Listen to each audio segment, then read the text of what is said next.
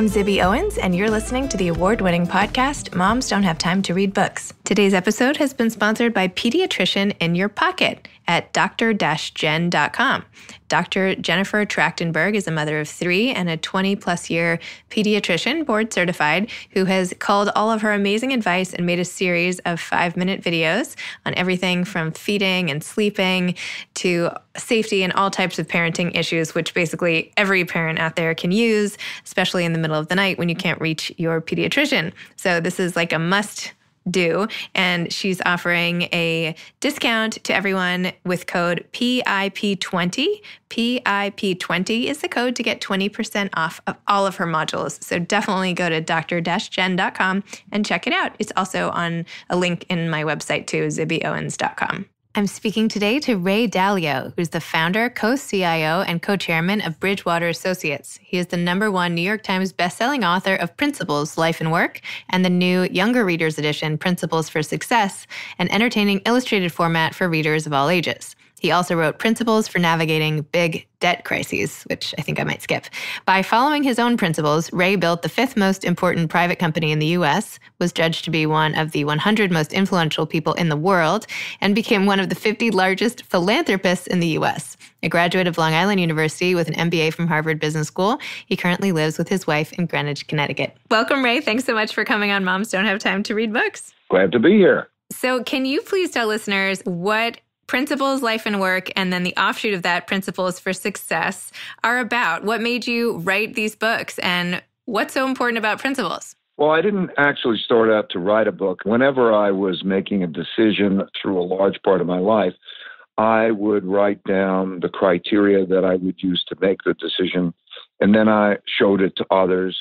So it gave me good reflections on why I made decisions. And I realized, everything happens over and over again. So when that thing that I was making a decision about would happen again, I would pick up what I wrote and then figure how did that principle apply to the next time and so on. So I developed these principles for operating in that way. And then when I was, 10 years ago, I started to get a lot of attention.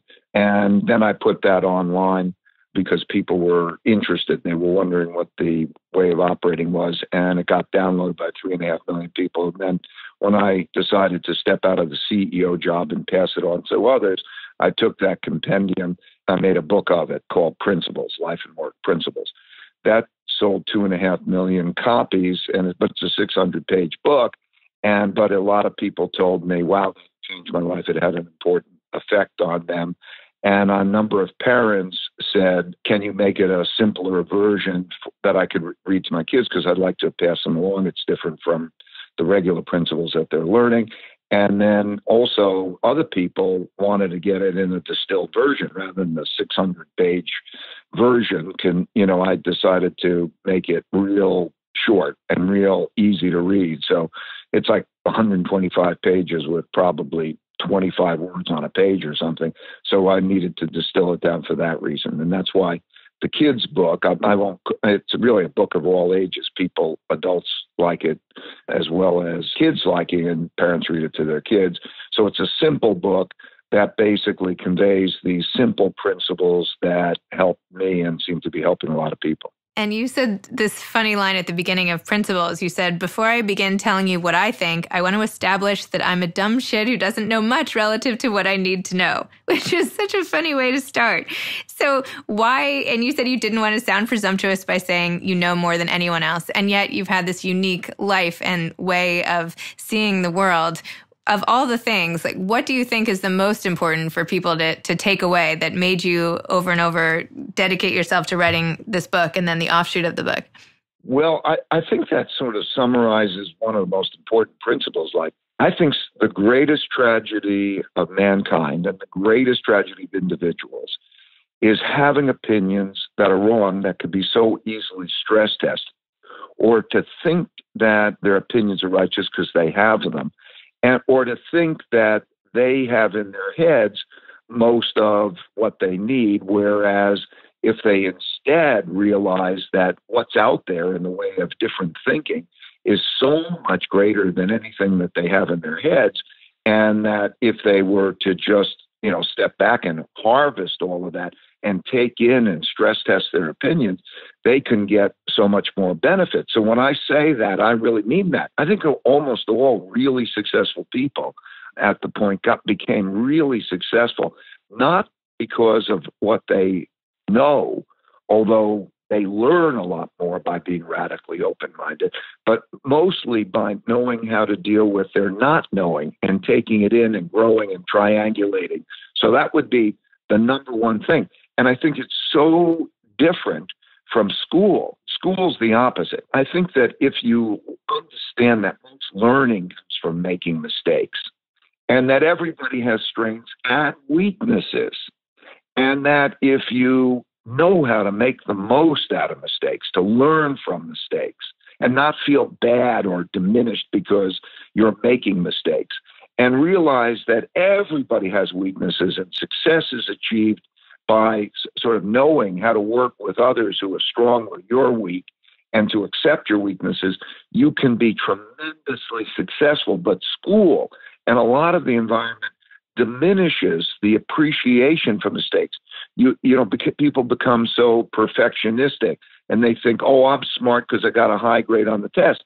Well, a lot of life is when you fail. So learning begins really with the failure, not because you get it right. So interesting. I love how you call it the blind spot barrier, where you have others who help you and see what you can't see. And sometimes you don't even realize that, right? Right. We all see differently. Our minds work. Some people see the big picture. Some people see details. It's so interesting. It's like the fable of the 7 blind men and the elephant. They're all touching different pieces.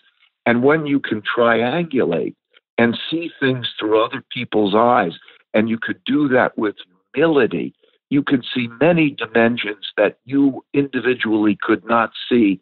And so it's so stupid to hold on to your one opinion and not do that triangulation and not do that stress testing, and then appreciate mistakes for learning. I'm throwing out all my opinions after this call. Well, I describe it the capacity to be open-minded and assertive the same time. In other words, to have humility and to be curious, but don't accept things that don't make sense to you.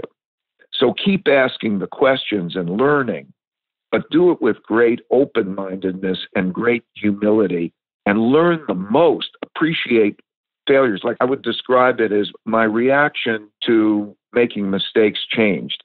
In writing down these principles, I realized that every time I made a mistake, it was like a puzzle.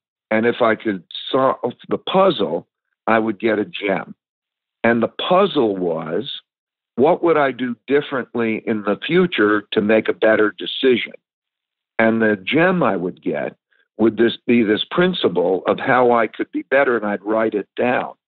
And so the mistakes themselves, I didn't feel bad about. In other words, I realized that they would bring me things that were learning, that they would bring me things that helped my process. I think so many people feel bad about mistakes and feel bad about themselves rather than have that instinctual reaction like, oh, this is just learning.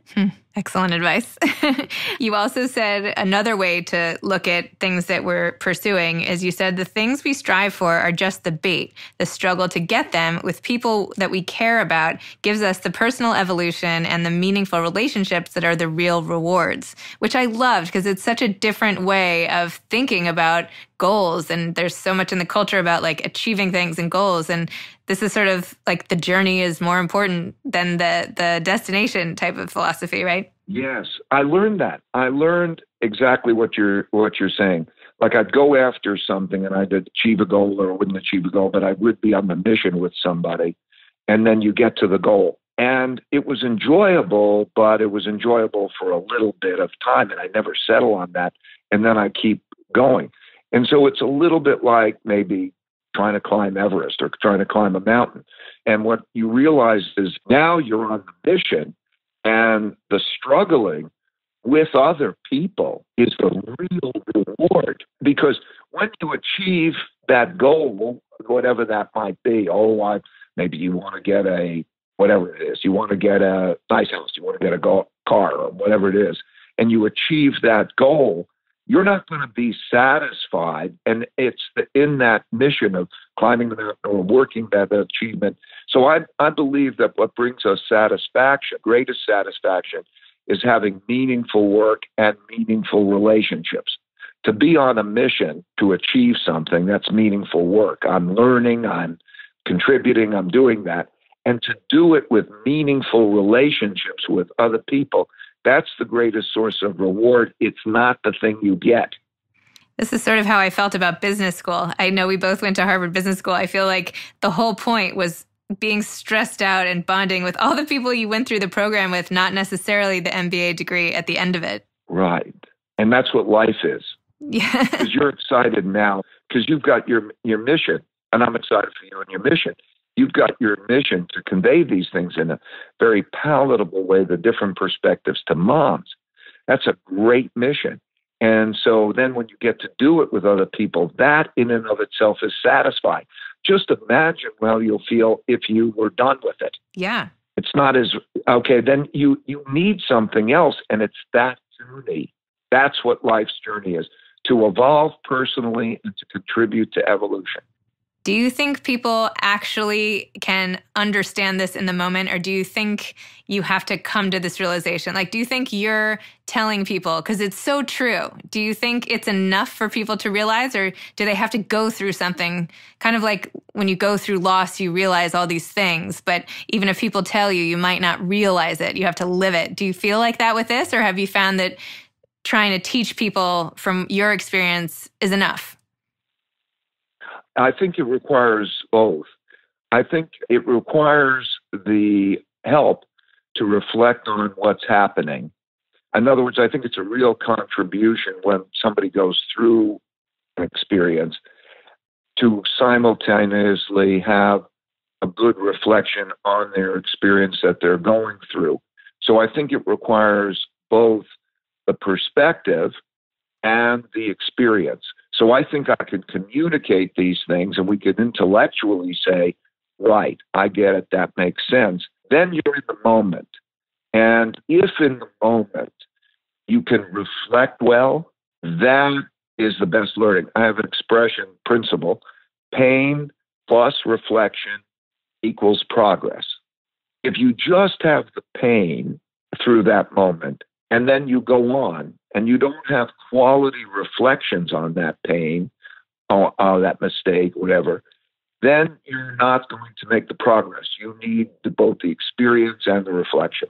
So I know that you've been successful in your financial area of the world and many other ways. And I have been very focused recently on the book world. And the way that you've approached this book, I feel like, is so genius, because you didn't just deliver the book, but you do have, as you mentioned, this book for all ages, but also the series that you did with the 8 episodes in under 30 minutes of the mini-series adventure, and then this amazing app that you created, which basically gives the book away and allows readers to customize their own principles. It's really genius because it just makes you engage with the content that much more. Tell me how you thought about this way of delivering a book. Well, a book is only a vehicle to deliver information. Just like you have what you're doing is you're drawing on all the books, but you're drawing the information out of the books with the authors to convey the information. So I wanted to convey that information because I'm at a stage in my life, I'm 70 years old, and I want to pass along the things that have been valuable to me. And so it was important to realize that people see things differently. There needs to be a quick and easy way of conveying the most important things. And then there needs to be a more complete, extensive way of conveying the most important things. And so I was just thinking about what are the best ways to convey it to different people. Like the economics of a book are not relevant. I give it away, like you say. There's a Principles in Action is an app that is free on the Apple App Store. And it includes the book, but it also includes instances, videos of real life situations that people can look at and see it. Or there's that animation, Principles for Success, the animation, the 30. Whatever vehicle is easy to digest and entertaining for the right audience is what I want to use. And I realize I need more than one to get it through. And then the other thing I've done, which I really enjoy, and by the way, I'm not going to do this for long. I'm just doing it while I'm passing it along. But I found that interacting with people on social media has been great too, because then there's a principle of the day. They get the principle of the day. We have interactions and so on. And that is something that becomes a more effective way of communicating. And then I'm done. I want people to write their own principles. So that's basically it. So if I'm sitting down and saying, okay, tonight I want to write all my own principles, and I went through the exercise in the app, which was fantastic and helped me. But if someone's listening and says, you know what, this is a great idea, I need to spend time sort of figuring out my own guiding principles in life, how would you recommend they approach that? I would say that when they're in the situation, that either they can go look at other people's principles, they could think about their principles, or they can actually make a decision and say, I made that decision, and write down their principles at that time. So let's say you're dealing with moms raising kids. First, realize that whatever you're encountering has been encountered many times before by other people. And so it's not your first. So think, is there a principle for the best way of doing that? I don't know. Maybe I'm a grandparent now, and I watch my kids have their kids and want to come in there and they want to sleep with them at night. And so how do you deal with that? Well, that's not the first time that's happened. And there are probably good principles. So they might say, let me go try to find whatever those good principles are. Or they might discover it themselves. They encounter it, and then they write it down and they say, what is the way of dealing with children who want to come into the room in the middle of the night or at a certain hour and sleep with you? What is the best way for dealing with that? Now you know there's a principle. So whether you write it down ahead of time or not, it is almost incidental as much as you write it down, you look at, or you can get it from others, and then you accumulate it. And then over a period of time, you will have your collection of principles. You can't make it abstract. Don't just sit down and say, I want to now write my principles down, because it's not realistic. It's not the real encounter that'll give you the vividness of reflecting on what you're doing. And when you start to do it that way, then you start to think in a principled way. And it's a whole different way of thinking, because most people are sort of in a blizzard of things that are coming at them, and they're just dealing with those things. And they don't realize that every one of those things is just another one of those that happens over and over again. And if you start to think in a principled way where you're saying, okay, well, what one of those is it? And how should I deal with those? You start to deal in a higher level way than this blizzard of stuff that comes at you. And so anyway, that's what I would recommend. The experiences and the reflections and writing it down or looking at it that way. Well, I've tried everything else to get my kids to not come into my room at night, so maybe writing a principle about it will finally help. Maybe that's the secret ingredient I've been missing. But I'll bet you dollars to donuts that there's a good principle out there that could probably help you. You don't have to do it alone either. You know what I mean? Yeah. I feel like I've tried 8 million principles, but I won't give up. I know it isn't easy. Parenting is, that's the toughest job. So as a grandfather, giving everybody all these principles, if your grandchildren were listening and you wanted to tell them like one or two things not to ever forget, what would those things be? Well, by the way, my oldest grandson is 6 years old, and I read the book with him, and we have the most fabulous conversations. And so we go through all of those. And but the main things have to do with life is a journey, and you will have these encounters, and reality works in a certain way. And if you have determination and you have your dreams and you encounter the realities well, so that you learn how does reality work, and you learn your strengths and weaknesses, and you learn others through mistakes and through learning, and you do that well with others, you will get to where you want to go. And that success, my message for success, is that you determine what success is, and it'll change with time. So there's no notion of success means making a lot of money, or there's no particular thing, that you have to feel that pull, and you will experience the failures and successes. And there's so much value in that self-discovery process and the discovery of that. And it's an adventure. So don't feel bad about the mistakes. Go on the adventure. It's that kind of stuff that I would want to convey, except we get much more, into the nitty-gritty of what that's like in the book. And from a writing perspective, I know you self-published and then went to Simon & Schuster afterwards. Now you have this huge principal sort of empire that you've created. What advice would you have to aspiring authors who want to attempt something similar or something on a much smaller scale? Well, just to be clear, Simon & Schuster did my first book. They asked me to do it, and that's the one that sold, 2.25 million copies. The second one, what I wanted to do was I wanted to largely be able to give it away free and so on. So I made the point of making a deal that the second book, which is The Debt Principles, I self-published, and then I wanted to give it away free because that wasn't going to work for them. And then this book is Simon & Schuster again. So I guess what I would say is I was fortunate in the fact that I knew that, and Simon & Schuster knew, that there would be a pretty big demand for the book. We didn't know that it would be so giant, but we knew that there would be a book. So if you're in a position where you have a publisher and you don't know what you're doing, pick yourself the right publisher, someone who understands you, wants to help you get to where you want to get, and will work with you in that way. And then then there's the mechanics of the publishing. So there's a benefit sometimes for self-publishing. It may be because you can't find somebody who wants to publish your book, in which case then that probably maybe tells you something about the demand, but maybe you give it a shot. Or it may be that you want to just have total control over it, and then you would self-publish. I think for most people, I wouldn't self-publish.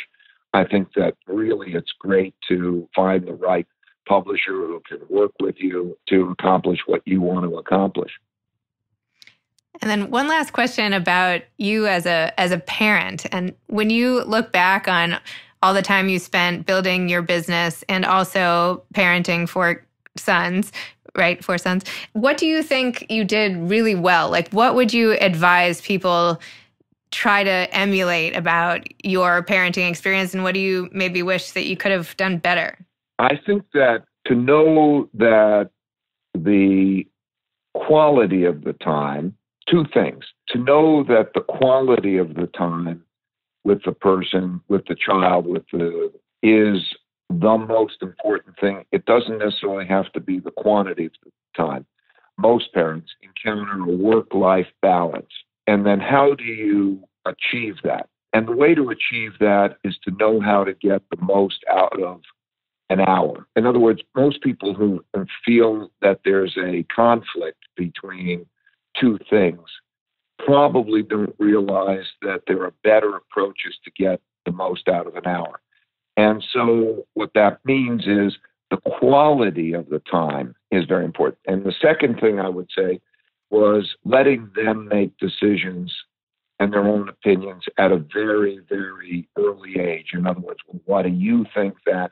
To do the back and forth, to recognize that one's own path, but parents' own desired path for the kids, may not be the best path because they have to discover things through their own experiences and so on, and try to maximize it. So I have 4 sons who are very, very, very different people. Each has chosen different paths in life, and I like that. The challenge, I would say, that I have is maybe along those lines, maybe being too big of a person in their lives, too much of a shadow. Maybe I create too much of a shadow. So I would say that would be probably my biggest challenge. I have to make sure that I shut up a lot more, and make sure that I'm the quietest if we're in a family event and so on. I really want to make sure that I do the best job possible of not talking, of receding and letting them flourish. And so more and more, the more they can flourish on their own, think on their own, experience life on their own, and then that I can not offer any thoughts, but just respond to them, the better that is. That's wonderful. Well, I'm sure the shadow that you cast is a very pleasant shadow to be under. You have so much great advice and insights. Anyway, thank you so much for sharing them with me and for listeners on Moms Don't Have Time to Read Books. And thank you for the multimedia format so that your content is just so easily and readily digestible. So thank you so much. Well, thank you for helping me pass along these things that I'm excited about passing along. I hope they're helpful to you and your listeners. My pleasure. Certainly helpful to me. So thank you. Bye-bye. Bye-bye. Thanks for listening to Moms Don't Have Time to Read Books, the award-winning podcast. Today's episode of Moms Don't Have Time to Read Books was sponsored by Pediatrician in Your Pocket by Dr. Jennifer Trachtenberg, dr-jen.com. Enter code PIP20, PIP20, for 20% off of these can't-miss modules that will make your parenting life so much easier. You can follow me on Instagram at Moms Don't Have Time to Read Books. Thanks so much to Steve and Ryan at Texture Sound for the sound editing. And thank you to Morning Moon Productions for providing this fantastic intro and outro music. Thanks for listening. You could always email me at zibby@zibbyowens.com.